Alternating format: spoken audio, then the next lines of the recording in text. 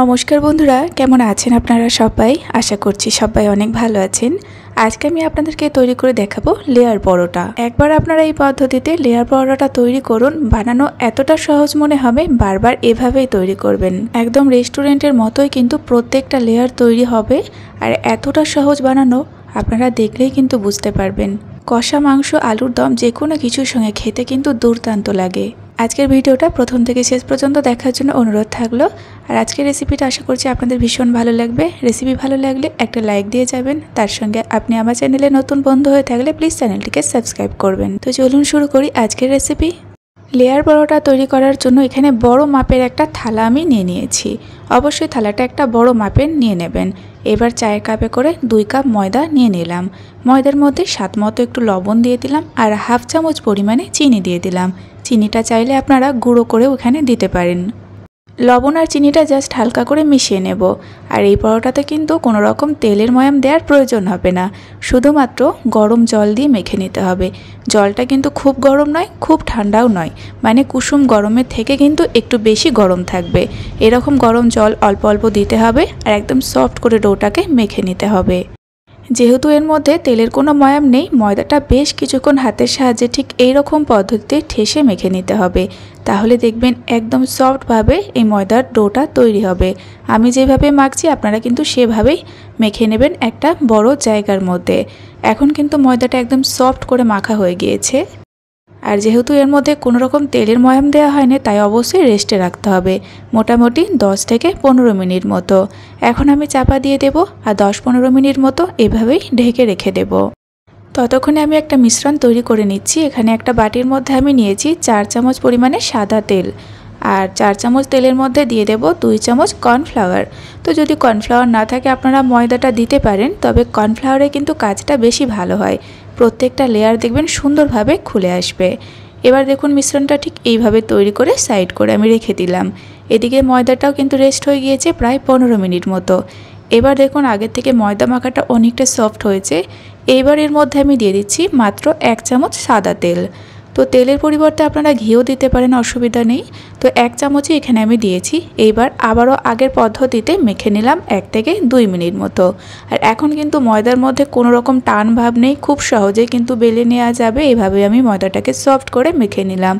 এবার একটু বড় বড় সাইজ করে আমি 5টা লেচি কেটে নেওয়ার পরে হাতের সাহায্যে একটু গোল গোল করে নিয়েছি। আর এই পরোটা তৈরির জন্য পরোটার লেচিগুলো একটু বড় বড় রাখতে হবে, কারণ অনেকগুলো এখানে লেয়ার তৈরি হবে। এবার আমি শুকনো ময়দা উপর থেকে একটু ছড়িয়ে দিয়ে বেলে নিচ্ছি। প্রথমে একটু পাতলা করে আর একটু বড় সাইজের একটা রুটির আকারে আর কি বেলে নিলাম। এইবার যে মিশ্রণটা তৈরি করে রেখেছিলাম সেটা 1 চামচ থেকে হাফ চামচ মতো দিলেই হবে। প্রথমে দেওয়ার পরে খুব ভালোভাবে রুটিটার ওপর থেকে মাখিয়ে দিতে হবে, প্রত্যেকটা জায়গায় ভালোভাবে লাগিয়ে দিতে হবে। এবার হালকা করে ওপর থেকে আবারও কর্নফ্লাওয়ার আমি ছড়িয়ে দিলাম। এর পরিবর্তে আপনারা ময়দাও দিতে পারেন। এবার একটা সাইড ধরে এইভাবে ঠিক ভাঁজ দিয়ে দিলাম, আর যে দিকটা ভাঁজ দিয়েছি তার উপরে আবারও মিশ্রণটা দিয়ে হালকাভাবে আমি লাগিয়ে নিলাম। আবারও দিয়ে দিলাম এখানে অল্প করে কর্নফ্লাওয়ার। এইবার এই সাইড থেকে ভাঁজ দিয়ে নিতে হবে। আপনারা একটুখানি দেখে নিলে বুঝে নিতে পারবেন।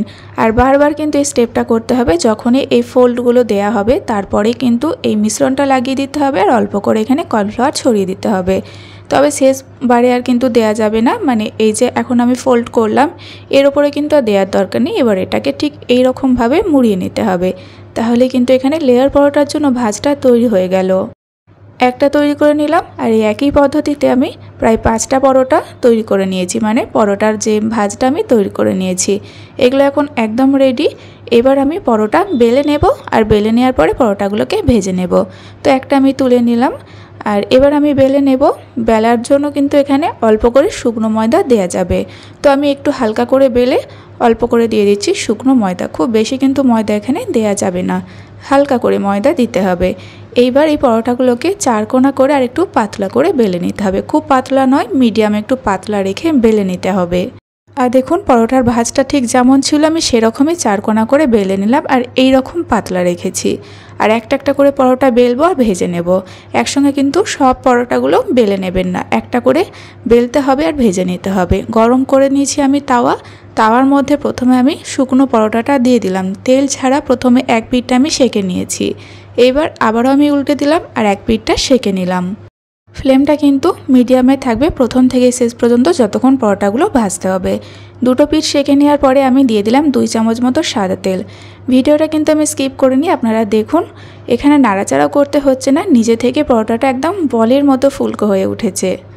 হালকা চাপ দিয়ে এবার পরোটাটাকে উল্টে দেব। এবার আর কিছু নেই, দুটো সাইড একই কালার করে একটু ভেজে নিতে হবে। আর দেখুন কতটা সুন্দর ফুলকো হচ্ছে পরোটাগুলো। তো এখানে একটা পরোটা ভাজা হয়ে গিয়েছে। আর এরকম একটু কড়া করে ভাজলেই পরোটা খেতে কিন্তু বেশ ভালো লাগে। আপনারা হালকা করেও ভেজে নিতে পারেন। আবারও আমি একটা পরোটা ভেজে দেখিয়ে দিচ্ছি। একই পদ্ধতিতেই আমি দেখুন দুটো পিঠ আগে আর কি সেঁকে নিচ্ছি। এইভাবে পরোটা ভাজলে কিন্তু একদম সফট তৈরি হয়, প্রত্যেকটা পরোটা দেখবেন ফুলে উঠবে। আবারও দেখুন আমি দুটো পিঠ সেঁকে নেওয়ার পরে দিয়ে দিলাম 2 চামচ পরিমাণে সাদা তেল। আপনারা চাইলে ডালদা, ঘি, বাটার যেটা ইচ্ছে সেটা দিয়ে এখানে ভেজে নিতে পারেন। দ্বিতীয়বারেও পরোটাটা দেখুন কতটা সুন্দর ফুলে উঠেছে। যেই পদ্ধতিতে আজকে ময়দার ডো তৈরি করেছি, আপনারা যদি ওইভাবেই ময়দার ডোটা তৈরি করেন তাহলে তো প্রত্যেকটা পরোটা এইরকমই তৈরি হবে।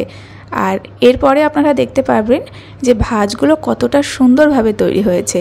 এই পরোটাটাও কিন্তু ভাজা হয়ে গিয়েছে। আর আমি একটু কড়া করে পরোটাগুলো ভেজে নিয়েছি, তাতে খেতে বেশি ভালো হয়েছিল। এবার এই পরোটাটাও আমি তুলে নেব।